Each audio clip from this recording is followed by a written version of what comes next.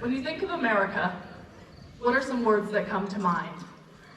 For many, the words freedom, democracy, and sacrifice are a few. But what about the word experiment? America's beginnings have often been referred to as the Great Experiment, but we don't always think in those terms.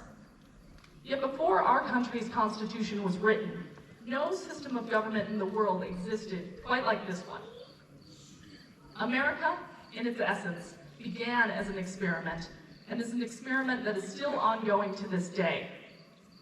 It is what allows for all those other words that come to mind when we think of America.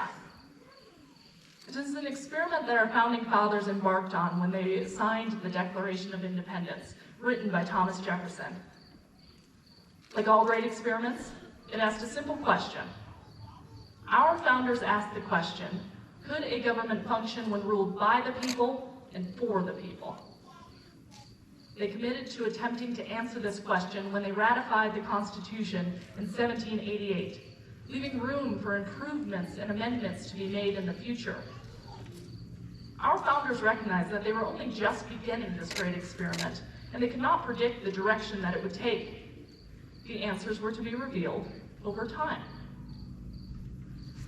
Each of the four men depicted in this memorial contributed greatly to this American experiment. George Washington took the reins time and time again. He was commander-in-chief during a time when our country was fighting nearly even to begin. The American Revolution, lasting from 1775 long into 1783, was just the first of many challenges to this new way of thinking. Washington again stepped up in 1789 when he agreed to act as our first president, shaping and defining that role for years to come.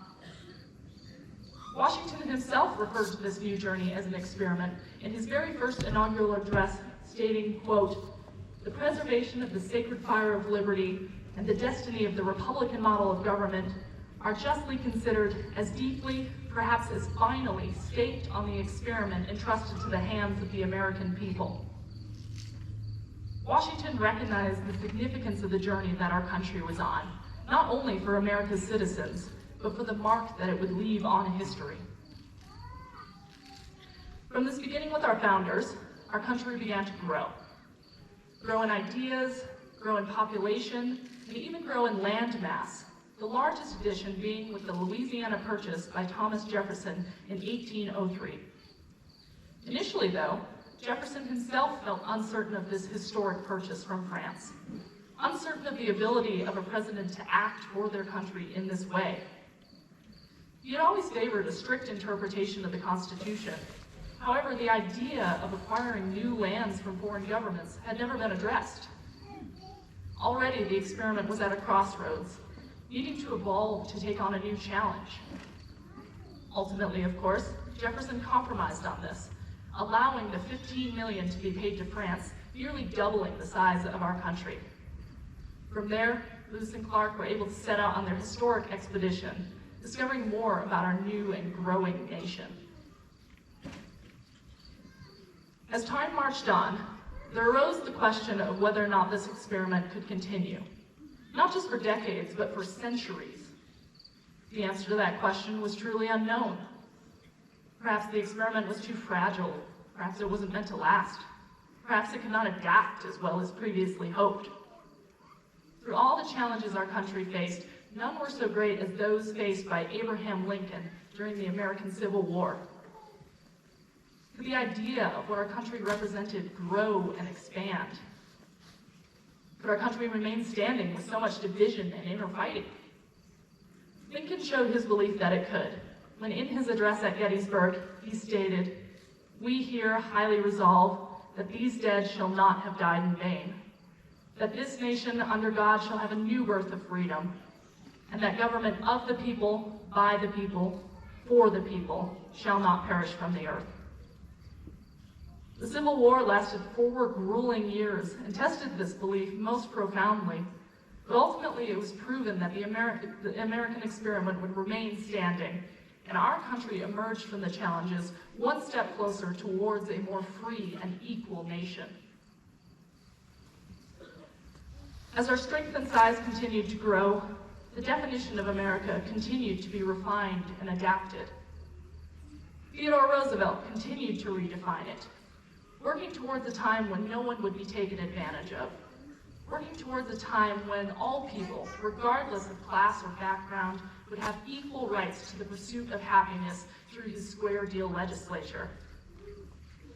Roosevelt recognized that our country was beginning to grow as a world power, stating in his inaugural address, quote, "Upon the success of our experiment, much depends, not only as regards our own welfare, but as regards the welfare of mankind." Roosevelt also challenged the experiment in a new way, not only focusing on what our country could grow and build, but by protecting what needed no improvement. During his presidency, Roosevelt set aside over 200 million acres of land for conservation and scientific research. It is land that continues to be enjoyed by all of us to this day in our national parks, forests, and wildlife areas.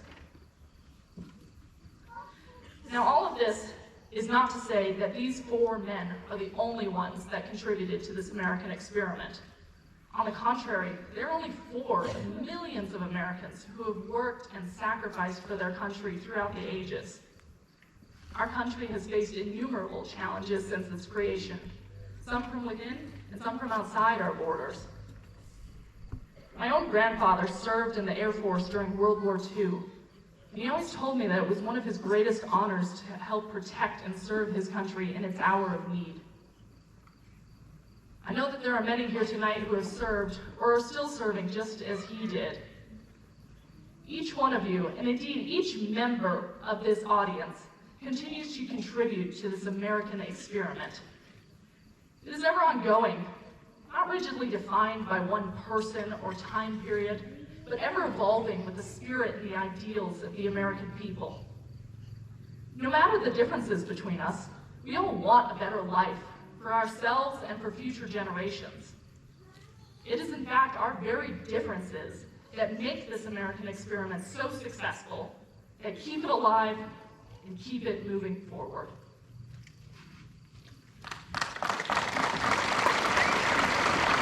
Ladies and gentlemen, please rise and join in singing America's national anthem.